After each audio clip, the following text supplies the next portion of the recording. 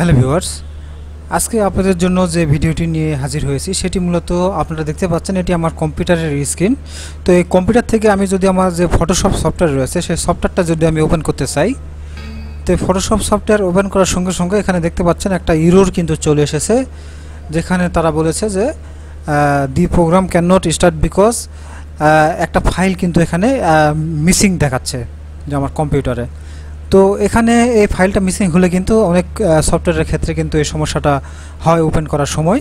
তো এই সমস্যাটা সমাধানের জন্য আমাদের কি করণীয় সেই বিষয়টি নিয়ে মূলত আজকে আলোচনা।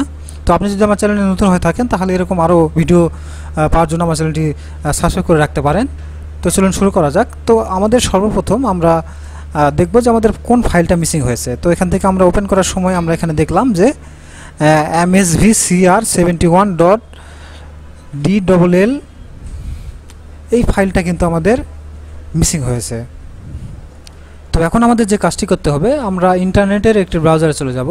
তো আমি আমার কম্পিউটার থেকে একটি ইন্টারনেটের ব্রাউজার চলে আসলাম। আসার পরে আমাদের যেহেতু এই যে এই ফাইলটা মিসিং দেখাচ্ছে msvcr71, এই ফাইলটা মিসিং দেখাচ্ছে, তো আমরা এটা লিখে এখান থেকে সার্চ করব msvcr71.dll লিখে আমরা এখান থেকে ডাউনলোড লিখব। ডাউনলোড লেখার পরে আমরা গুগল থেকে সার্চ করে দেব।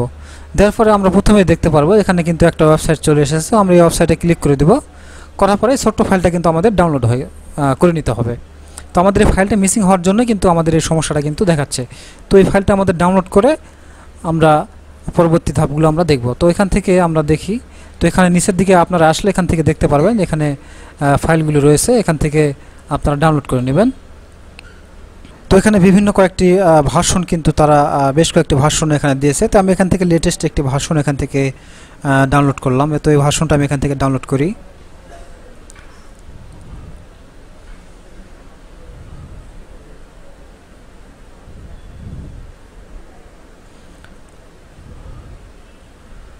তো দেখতে পাচ্ছেন মাত্র 178 কিলোবাইটের একটি ছোট্ট একটি ফাইল এটা ডাউনলোড কিন্তু হয়েছে। আমরা এটাকে এখান থেকে এখন আনজিপ করে নিব। এটা আমাদের ডাউনলোড হয়েছে আপনারা দেখতে পাচ্ছেন। তো এটাকে আমি রাইট বাটনে ক্লিক করে আমি এটাকে জিপ ফাইল যেহেতু এটা রয়েছে এটা আমি এখান থেকে আনজিপ করে নিব। তো এটাকে আমি আনজিপ করে নিলাম। নেওয়ার পরে এখানে নতুন একটি ফোল্ডার কিন্তু তৈরি হয়েছে। তো এই ফোল্ডারের মধ্যে আমাদের ফাইলটা কিন্তু এখানে চলে এসেছে। আমাদের যে ফাইলটা মিসিং হয়েছে এটা কিন্তু আমরা এখানে দেখতে পাচ্ছি। তো এখন আমরা কি করব, আমরা এই ফাইলটাকে এখান থেকে কপি করে নেব। দেওয়ার পরে আমরা কি করব, আমাদের এটা আমরা কেটে দেই।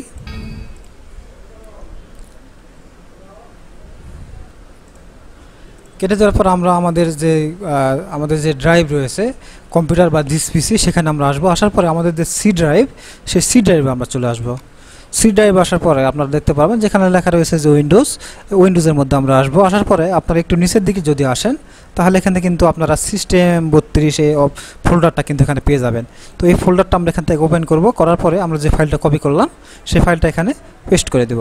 তো এই ফাইলটা আমরা এখান থেকে পেস্ট করে দিলাম। তো ফাইলটা আমাদের পেস্ট হয়েছে। তো এরপরে এই একই ফাইলটা আমরা নিচের যে একটা ফোল্ডার আপনারা দেখতে পাচ্ছেন, এই ফোল্ডারটা system32 এর নিচে যে ফোল্ডারটা দেখতে পাচ্ছি আপনারা ভালো করে একটু দেখুন, এই ফোল্ডারে আমরা সেম ফাইলটা এখানে পেস্ট করে দেব। তো আমাদের ফাইলটা কিন্তু পেস্ট হয়েছে। তো আমরা এটা এখন কেটে দিলাম। দেওয়ার পরে আপনারা কম্পিউটার একটা রিস্টার্ট দিবেন। তো এখন আমরা যদি ফটোশপটা যদি ওপেন করি, তাহলে আমি আমার ফটোশপটা এখান থেকে যদি ওপেন করি তাহলে আপনারা এখান থেকে দেখতে পাচ্ছেন যে আমাদের ফটোশপ ওপেন করার সময় আগে আমরা যেরকম একটা এরর মেসেজ দেখলাম সেই মেসেজটা কিন্তু এখানে কিন্তু আর আসছে না। আপনাদের আরও যদি আরেকবার যদি আমি ভালো করে দেখাই, দেখুন আমাদের এখানে যে ফটোশপ আছে এখান থেকে আমি ক্লিক করলাম, করার পরে দেখুন এখানে কিন্তু সেই এরর মেসেজটা কিন্তু আর আসছে না।